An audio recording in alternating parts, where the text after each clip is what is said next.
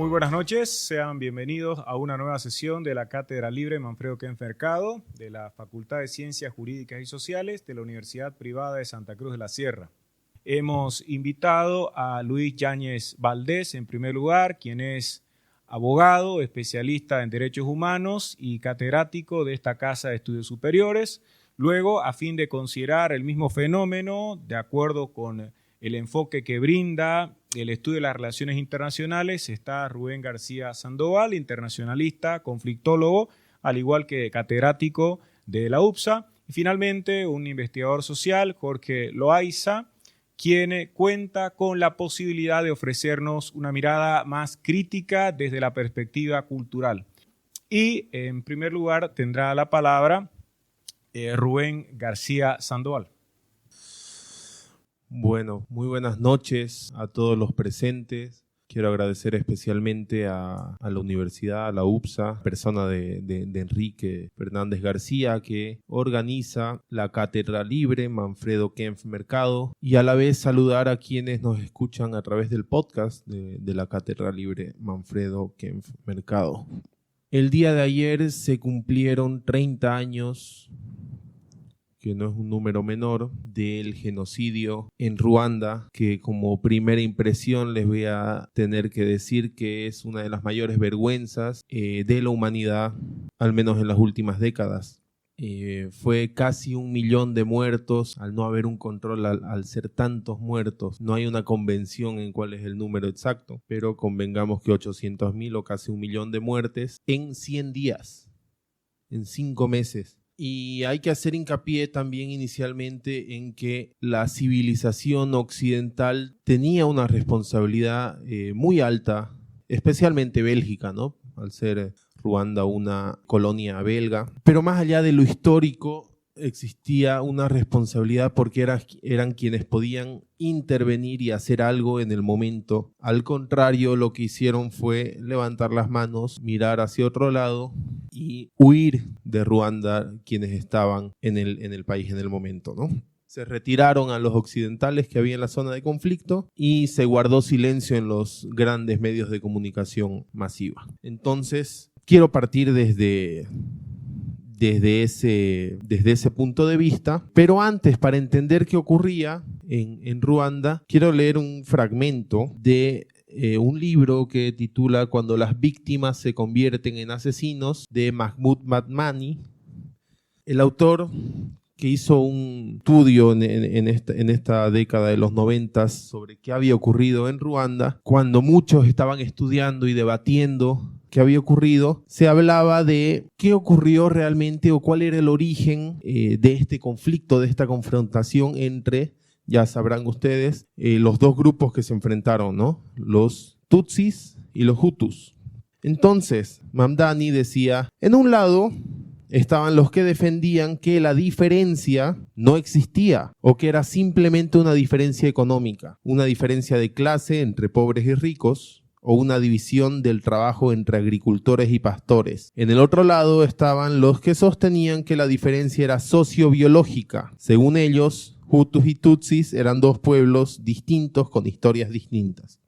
Si bien se trataba de dos grupos sociales diferenciados, y coincido, con historias distintas, lo cierto es que la diferencia entre ambos grupos no era una diferencia étnica, ¿no? Era una diferencia social, de clase, por la organización estamentaria en castas, que ya existía, ¿no?, en lo que actualmente es Ruanda, tradicionalmente, pero que se acentuó mucho más con la colonización europea, ¿no?, de Bélgica. Es muy importante hacer ese matiz porque es un reduccionismo típico, ¿no?, en la literatura, al menos de lo que se ha escrito, o en la versión oficial, si se quiere, de la historia, reducirlo a que fue un enfrentamiento étnico, ¿no?, entre Hutus y Tutsis. Voy a complementar con otro breve fragmento en el libro Ébano de Ryszard Kapuscinski. Decía, en Ruanda vive una sola comunidad, la nación Banyarwanda, que por tradición se divide en 3 castas. La de los propietarios de los rebaños, los Tutsis, el 14% de la población, la de los agricultores, los Hutus, el 85% de la población, y la de los lacayos y sirvientes, los Tua, que era el 1% de la población. Entonces, en el caso de Ruanda, quienes tenían propiedad de la tierra y además poseían ganado,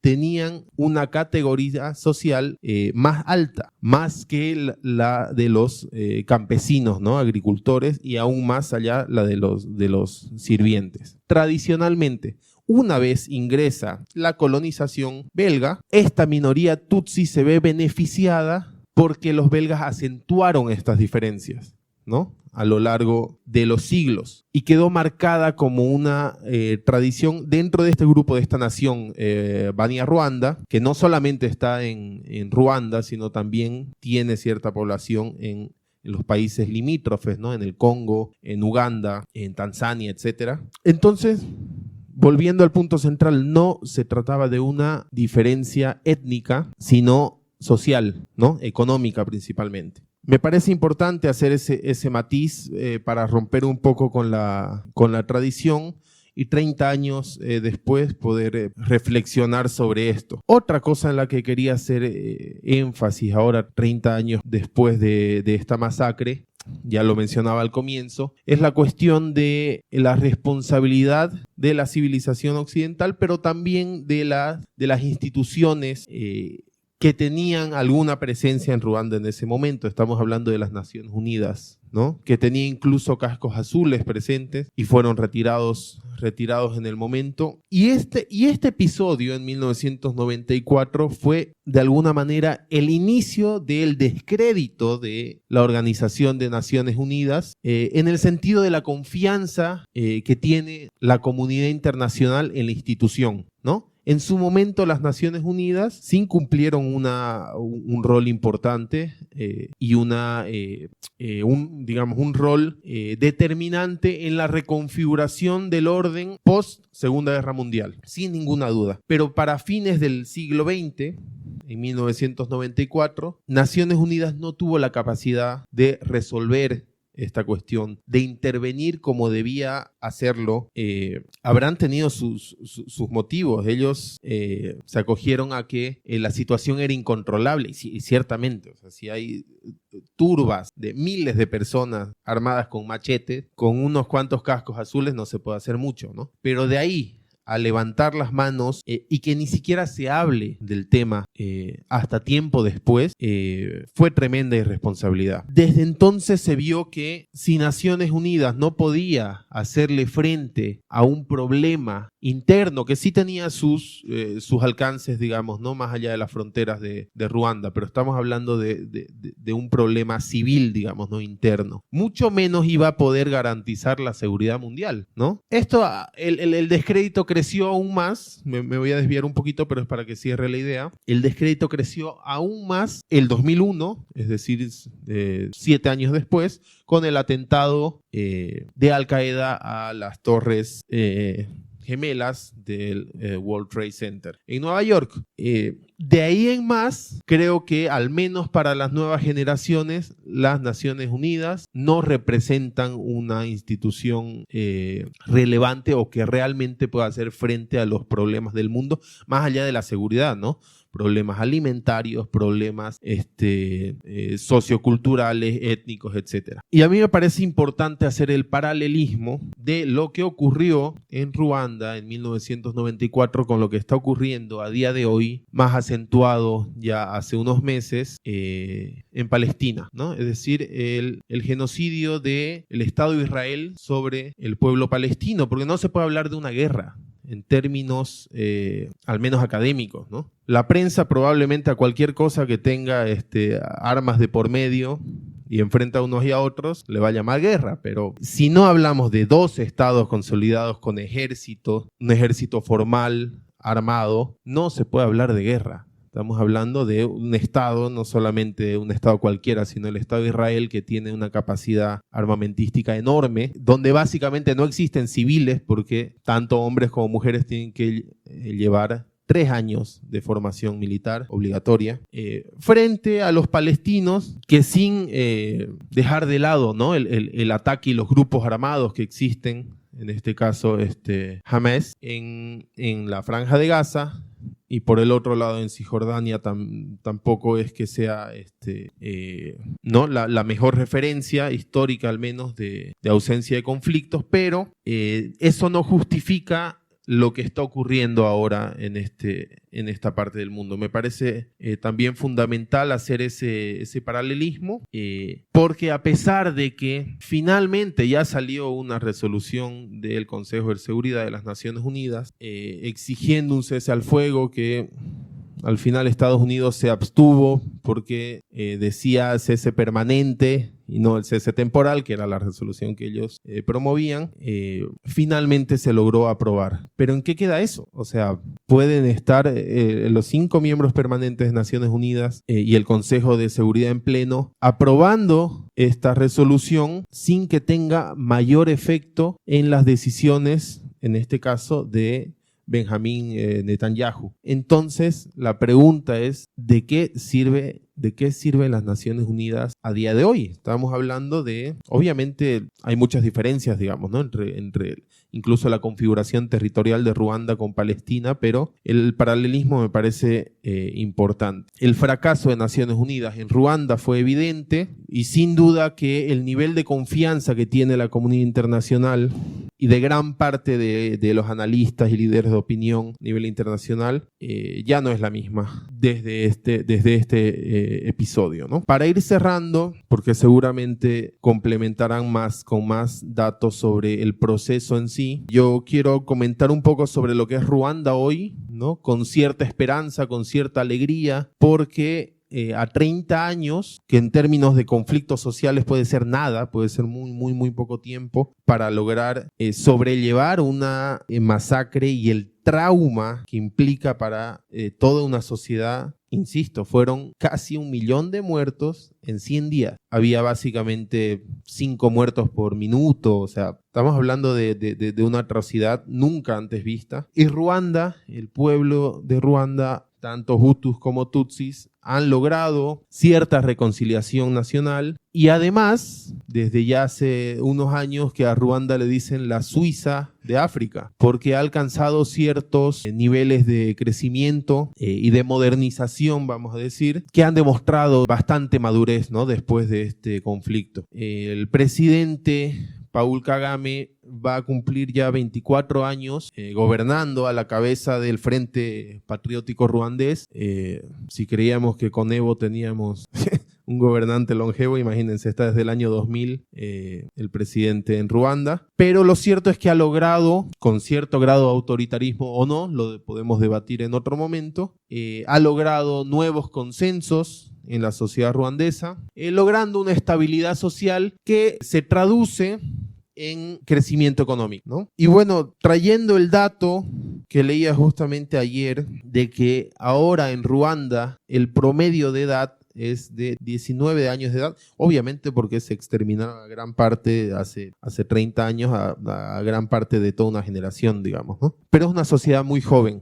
19 años. Quiero cerrar con una frase que mencionaba justamente en los actos conmemorativos del presidente Paul Kagame ayer, que decía: solo una nueva generación renueva y redime una nación tras un genocidio. Con eso quiero cerrar. Muchísimas gracias por su atención.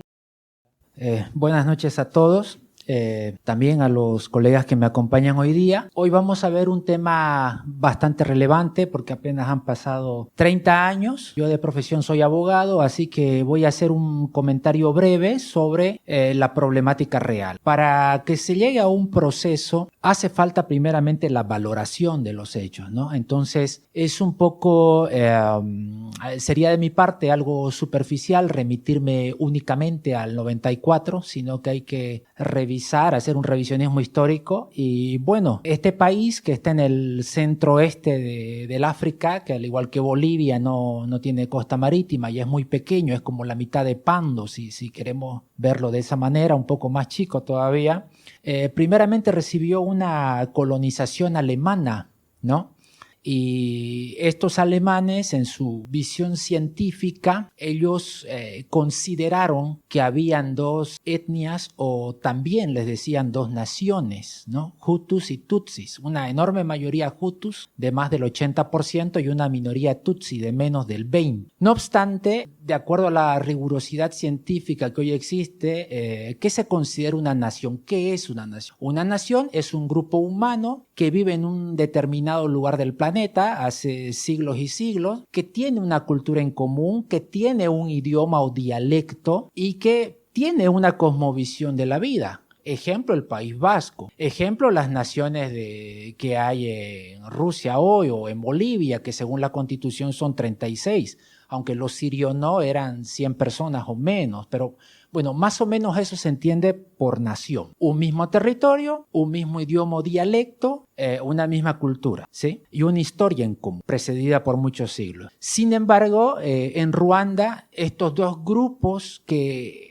en la mente de los científicos alemanes los denominaron a unos Hutus y a otros Tutsis, no existe porque tienen el mismo idioma. Siempre han vivido en el mismo lugar. Entonces, como decía el colega que me precedía, lo que sí había es que lo que sucede casi en cualquier sociedad del mundo, ¿no? Que había un grupo de personas, diremos, con unas mejores condiciones de vida, es decir, con un mayor estatus económico y social, y también con una mayor propensión a tener mayor cantidad de años, ¿no? Y había una mayoría que era más desfavorecida, es decir, había una diferenciación de carácter social y de carácter económico. No obstante, no era una nación diferente porque tenían el mismo dialecto, ¿sí? Entonces, esa separación es una invención de aquellos científicos alemanes. Es más, existe ahorita un estudio reciente que se ha hecho de ir a los archivos que están en Berlín y también a los archivos que están en Bruselas. Y, por ejemplo, hay unos mapas raros, ¿no? Donde dicen, miren, en el norte del país vive la enorme mayoría Hutu y en el sur vive la pequeña comunidad Tutsi, lo cual es un absurdo porque, digamos, en los lugares donde vivían, ya sean ciudades intermedias o campo, estaban todos mezclados, ¿no? Entonces es un disparate hablar que tenían dos lugares diferentes en el país, ¿no? Entonces, primeramente se da esa división. Cuando estalla la Primera Guerra Mundial 1914-1918, Alemania es la gran perdedora y entonces es como que Bélgica toma Ruanda y Bélgica decide que las autoridades políticas del país sean la minoría, ¿no? Porque estaba más calificada, porque tenía mayor nivel de educación y bueno, decidieron que esa élite Tutsi, llamada así Tutsi, aunque subrayo no había una diferencia étnica como tal, toma el poder. Entonces, en ese entendimiento, el Estado ruandés comienza a emitir unas cédulas de identidad y en estas cédulas de identidad se definía si usted pertenecía a la etnia Tutsi o a la gran mayoría Hutu, ¿no? Es como que tengamos nuestra cédula y diga Aymara, Quechua, Sirio, no puedo decir mestizo porque el Estado boliviano no reconoce el término mestizo, como ustedes bien saben. Entonces, se da esta cartilla, esta cédula de identidad, que en un principio era algo, diremos, positivo, que diga Tutsi, porque implicaba que esa persona tendría un estatus social mayor o tendría un reconocimiento mayor o tendría mayor posibilidad de tener un mejor trabajo o de casarse mejor. Sin embargo, con el devenir del tiempo, asume un presidente populista, ¿no? El presidente Juvenal Habyarimana, que es este señor de acá, militar, y ejerce un autoritarismo, ¿no? Un populismo donde no es del todo extremista, ¿no? Es decir, dice, bueno, la comunidad Tutsi siempre ha explotado a las grandes mayorías Hutus, él es Hutu, ¿no? Y bueno, estos señores ya no tienen que hablar de política, aunque sí pueden crear empresas, sí pueden crear negocios, sí pueden ejercer sus derechos en materia económica, pero no en materia política. No sé si eso le suena a un ex vicepresidente que había aquí en Bolivia, ¿no? Que decía, tal tipo de personas pueden hablar de negocios, pero no deben hablar de política, lo cual es un derecho humano, ¿no? Mi libertad de pensamiento. Entonces, este presidente plantea eso. lleva más de una década en el poder y él estaba rodeado de dos grupos de personas en sus partidos. Por una parte los extremistas hutus y por otra parte los moderados. El año 94, que es hace poquito, el año que Bolivia va al Mundial, por cierto, ¿no? O sea, es hace poquito, el año 94, este señor volvía nuevamente a Ruanda de un viaje de trabajo y bueno, un misil ataca el avión en el que él había y ese día se activa, ya había una animadversión y un discurso de odio por parte del gobierno de Ruanda contra la minoría Tutsi, pero ese día explota, ¿no? Y ¿qué les digo? En poco más de 3 meses hay casi 1 millón de muertos, alrededor de 1 millón de muertos. Y una cosa que es interesante es que normalmente en la academia se entiende que un genocidio es una acción por parte del Estado, ¿no? Como por ejemplo nosotros vimos en la Alemania nazi, ¿no? En la Alemania nazi estaba la Gestapo, estaban los militares, el Ministerio de Transporte, que con los trenes públicos transportaban a la gente para llevarlos a campos de concentración. Hay una gran organización. Eso no sucedió exactamente en Ruanda, ¿no? Porque el Estado, bueno, es débil y lo que sí había es que el Estado permitía un fuerte discurso de odio, ¿no? Contra la minoría Tutsi y finalmente fue la gente común y corriente que a machetazos mató a esta gran cantidad de personas, ¿no? ¿Por qué con machetes? Porque, bueno, en un país con una geografía tan agresiva, allá es algo, y en esa época que la mayoría del país vivía en áreas rurales, es algo totalmente común tener un machete. Como que tengamos hoy en día un celular. Es algo que prácticamente todo el mundo tiene, ¿no? Entonces se produce de esa manera el genocidio. Más o menos se llega a 1 millón de muertos y ahí la comunidad internacional después de 100 días más o menos reacciona, ¿no? Yo pienso de que el mundo, más allá de las convenciones y tratados internacionales que existan y a la igualdad que se hace referencia, yo pienso que aún sigue habiendo un sesgo fuertemente racista porque un año atrás sucedió un hecho lamentable en la ex Yugoslavia donde se llegó alrededor de 100.000 muertos y pucha, el mundo se consternó. No puede ser que en Europa haya una matanza de casi 100.000 muertos en Yugoslavia, ¿no? Y bueno, entonces el mundo se movió, pero acá tuvo que haber 1 millón de muertos para que más o menos se acuerden. ¿Por qué? Porque era un asunto tribal, es decir, no lo veían como un genocidio, ¿no? Recordemos la distinción entre el genocidio, que es aquella acción por parte de un Estado que pretende eliminar a otro grupo que no considera humano. Por ejemplo, este presidente, Juvenal, no decía las personas tutsi, decía las cucarachas o las serpientes, o sea, no son humanos. ¿Les suena? Es como Hitler decía, ¿no? Las ratas no son humanos, ¿no? Entonces, se da esa situación donde el colectivo de la gente, tomen en cuenta que es una sociedad con mucho menos educación que Bolivia, entonces ya se darán cuenta de la dimensión que estoy hablando, tomó muy en serio y en el contexto de fuerte violencia y de agresión sucedió lo que sucedió. Posteriormente, ya para ir cerrando, se formó un tribunal, ¿no? De la Corte Penal Internacional, que fue en Tanzania, donde se llevó a cabo estos procesos. Es entendible que se haya procesado a un comandante, al ministro de Defensa, a un alcalde que promovió esto, pero lo más raro del caso es que también se sentenció a gente que en teoría no tiene nada que ver con la estructura del Estado, como un cantante que había que estaba muy de moda, era como el Michael Jackson de Ruanda, porque él tenía muchas canciones que tenían un lenguaje de odio racial, o sea, supuestamente racial, ¿no? De Hutus contra Tutsis. Y no digamos que solamente la ignorancia motivó a esto. Por ejemplo, hay un señor que era dueño de una radio muy popular, donde hay unos contenidos de odio extremo. Y este señor era un señor de Ruanda, pero que se fue a estudiar a París y tenía un doctorado y bueno, era una persona muy idónea. No obstante, era una persona cegada por el odio y que jugó un rol muy importante a través de la radio. ¿Por qué la radio?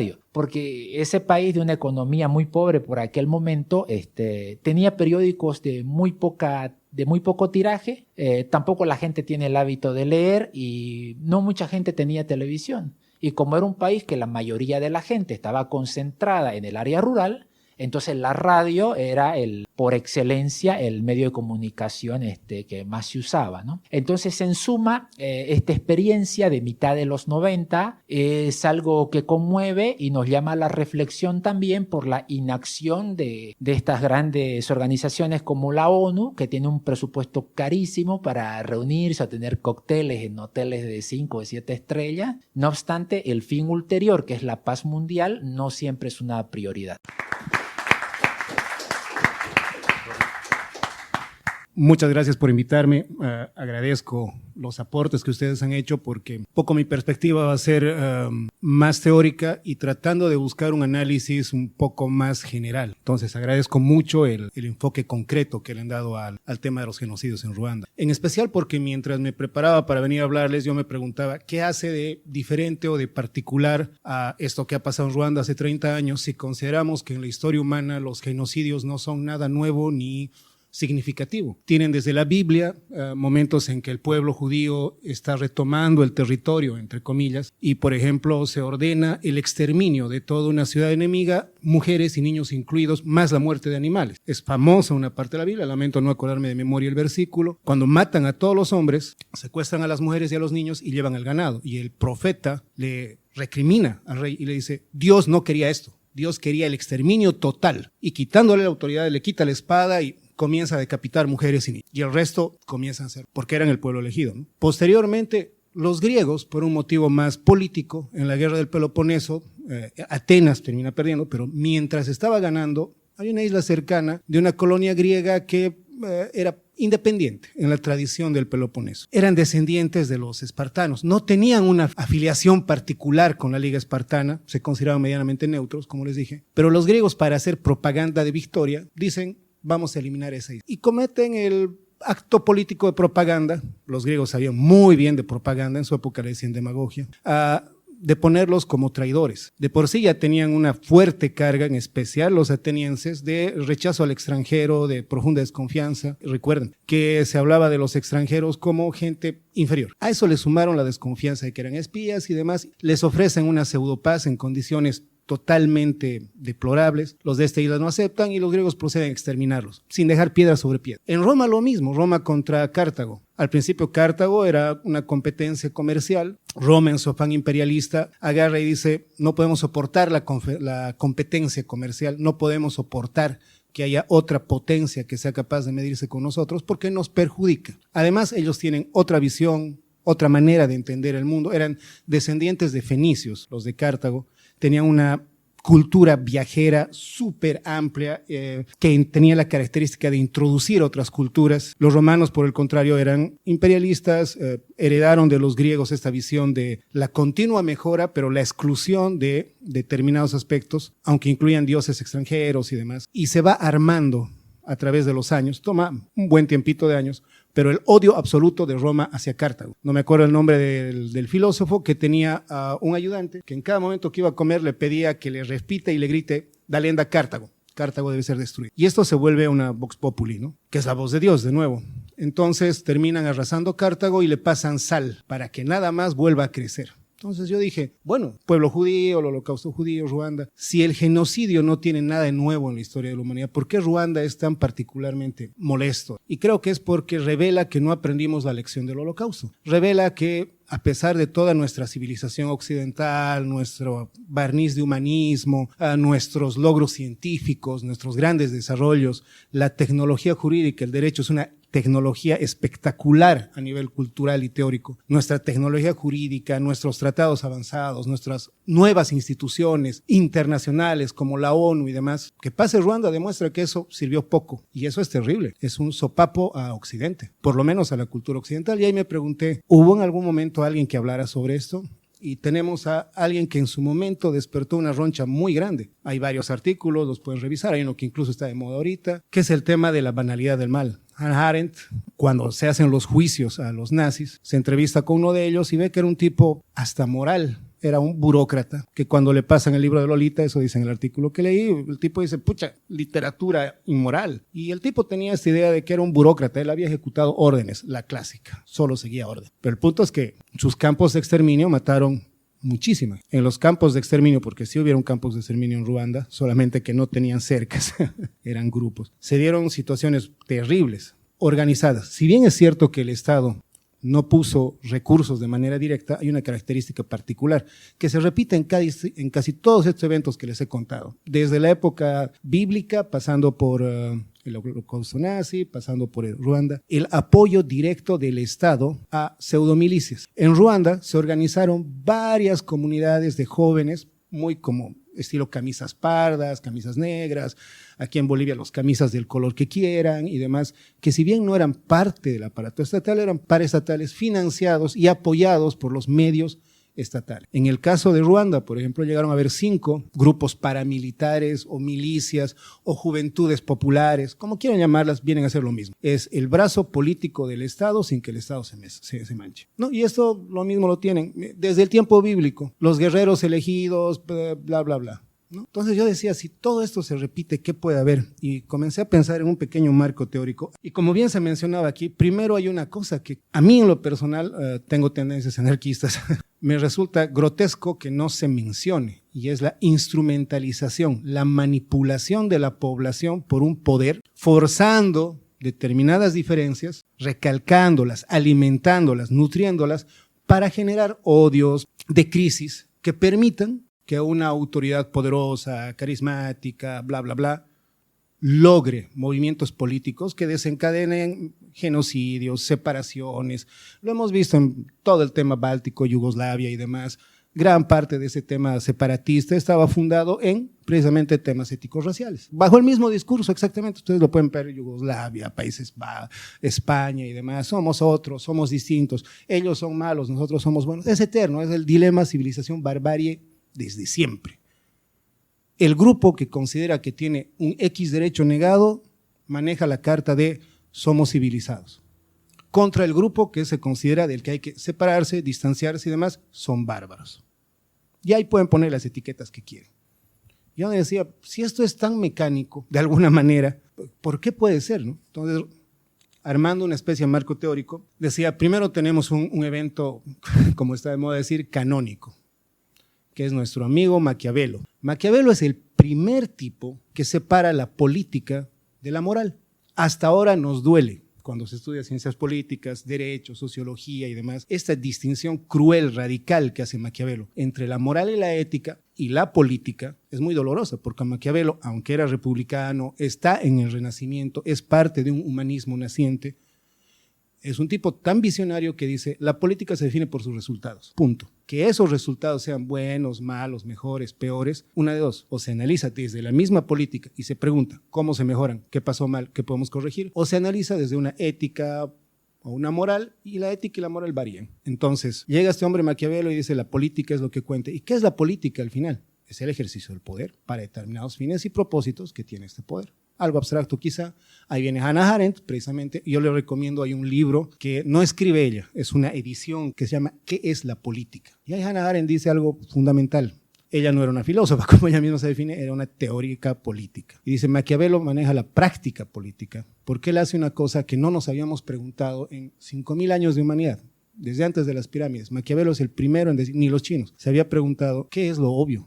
La política comienza cuando preguntamos sobre dónde vivimos y cómo vivimos. ¿Qué es lo obvio? ¿Qué es lo que tenemos por la palabra actual para este fenómeno? Es normalizado. ¿Qué hemos normalizado? ¿Es normal que haya pobres y haya ricos? ¿Es normal que los tutsis sean los que tienen plata y los hutus sean los que estén paseando? ¿Es normal que los del altiplano hagan tal cosa y los del llano hagan tal otra? Cuando se ha normalizado algo es el primer momento en el que nos preguntamos qué pasa. O nos deberíamos preguntar. Entonces Hannah Arendt dice, la política comienza preguntándonos qué es lo obvio. Este es un primer elemento para diseñar este marco teórico de análisis. Práctica política Maquiavelo, teoría política Hannah Arendt. Pero hay un pequeño vacío ahí.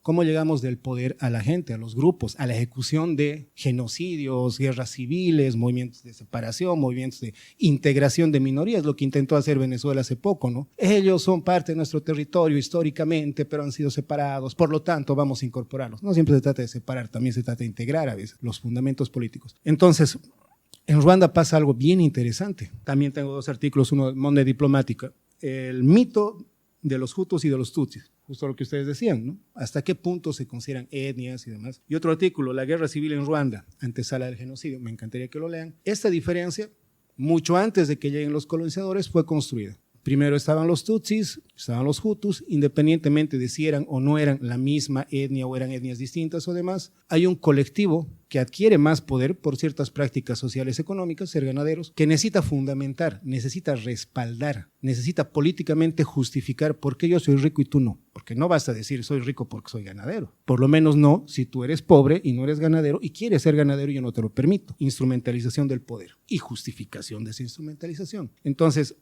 hubieron conflictos entre Tutsis y Hutus desde esa dimensión. Llegan los alemanes y había un territorio muy importante y recursos muy importantes, lo que se llama el Gran Zaire. El Congo era la forma más fácil de entrar, era un territorio de paso y de control, era un cuello de botella. Estratégicamente en ese tiempo era el lugar que querías controlar para poder controlar el Zaire. Entonces, tanto los alemanes como luego los belgas dicen, necesitamos controlar un territorio al que no queremos venir.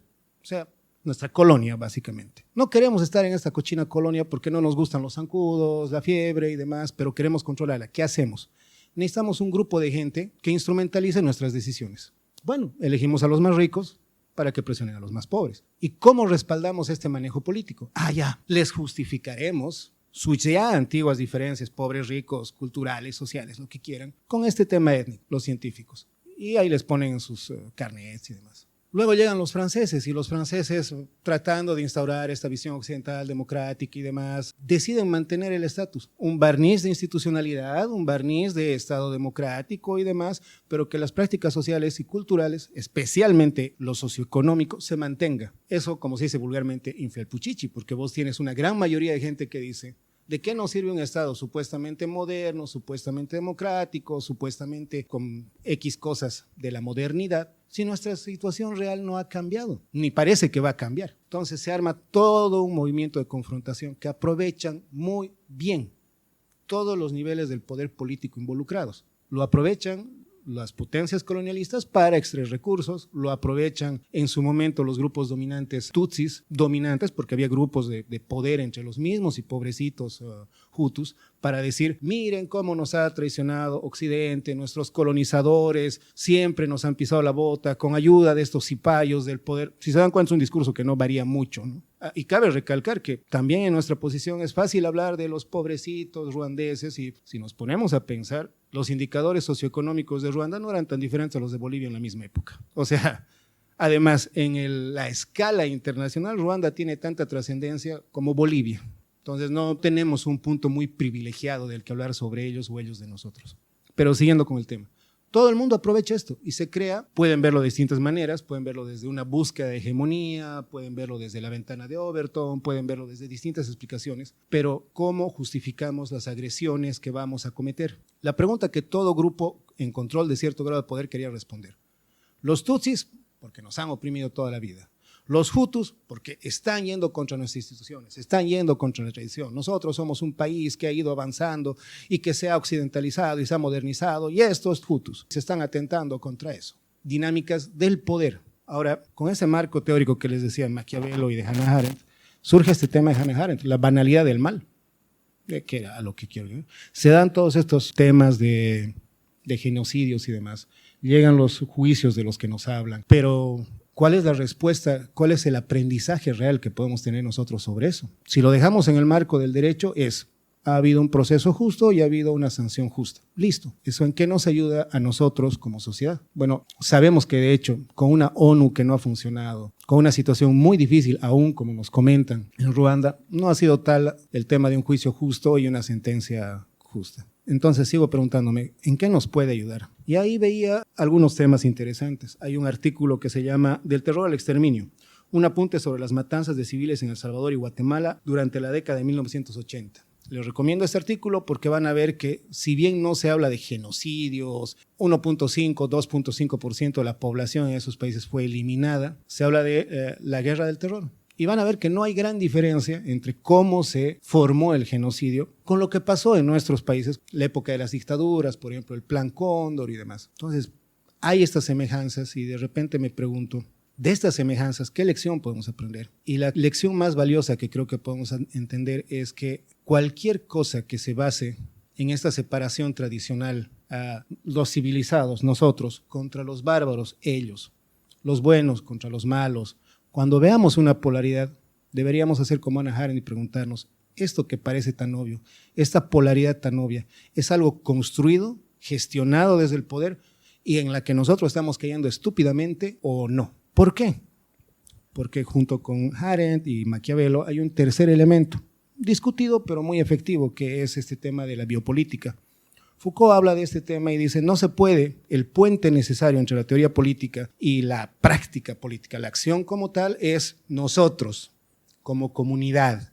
Que esta comunidad, cuando está educada, cuando tiene cierto grado de preparación, responsabilidad, formación cívica, como quieran llamarle, no se deja manipular. Por eso es que los grupos de poder hacen ingeniería social. Puede que les parezca conspiranoico el término, pero permítanme recordarles que ingeniería y tecnología no tienen que ver directamente con ciencia. Los egipcios hace 5.000 años resolvieron construir pirámides sin ciencia. No tenían un concepto de ciencia como tal, pero tenían ingeniería, el desarrollo de soluciones aplicadas a problemas concretos. Siempre han habido problemas sociales, siempre ha habido una ingeniería social. El mejor ejemplo que les doy es derecho. El derecho es una tecnología que nos permite la socialidad, las reglas del juego. Entonces, ingeniería social siempre ha habido. Y en este sentido, ¿en qué se basa esta ingeniería social? Creemos, cuando analizamos Ruanda, nuestros problemas, con esto ya voy a concluir, que los humanos, así como hay este artículo, el mito de los Tutsis y de los Hutus, tenemos el mito de lo humano. Lo humano también es una tecnología social, es un concepto bastante reciente. La humanidad como tal surge con el Renacimiento, con el Iluminismo. Por eso les decía, Maquiavelo es de los primeros que separa la moral y no han habido humanos como tal, como nosotros los entendemos, antes del Renacimiento. Hombres sí, grupos sociales sí. La humanidad es un concepto permeado, el occidental si quieren. Y este concepto es muy fácil de eliminar. En la historia boliviana se ha eliminado el tema de humanidad. Lo tienen con el MNR y sus campos de concentración, pero más importante, con su generación de milicias, con los ataques que hubo y demás, en los que todos caemos como tontitos. ¿Por qué? Porque resulta que no habíamos sido tan humanos como nos hace creer el mito occidental. Hay una cosa esencial de nosotros, no importa si podemos volar a la luna o no, resulta que tenemos sesgos cognitivos imbricados en nuestro procesamiento de información. Hay sesgos sobredemostrados. El efecto halo, por ejemplo, si ustedes ven una persona que dentro de su grupo social cultural se considera atractiva, sin conocerla van a creer que tiende a ser más inteligente y más buena onda de lo que en realidad puede ser. Esos sesgos son los que aprovecha la manipulación política para que nosotros como colectividad terminemos masificándonos. Cuando se logra masificar algo, se puede manejar. Eso es lo que se logró, digamos, en muchos momentos de nuestra historia boliviana, anteriores y presentes. Y esa creo que es la conclusión que deberíamos tener sobre Ruanda y sobre nosotros. En Ruanda se masificó el odio, se volvió al enemigo una cucaracha, se lo deshumanizó. Y por eso era fácil matarlo, era fácil pegarle, era fácil golpearlo. En nuestro caso en Bolivia ha habido un periodo completo donde se deshumanizó al otro. Aquí en Santa Cruz se deshumanizó al Colla, en Collalandia se deshumanizó al cruceño y todo lo que quieran. No caigamos en esa trampa, no somos tan humanos como creemos. Tenemos sesgos que se pueden manipular y que nos obligan a preguntarnos realmente qué está pasando y volver con Hannah Arendt a qué es lo obvio. Gracias. Muchas gracias y buenas noches.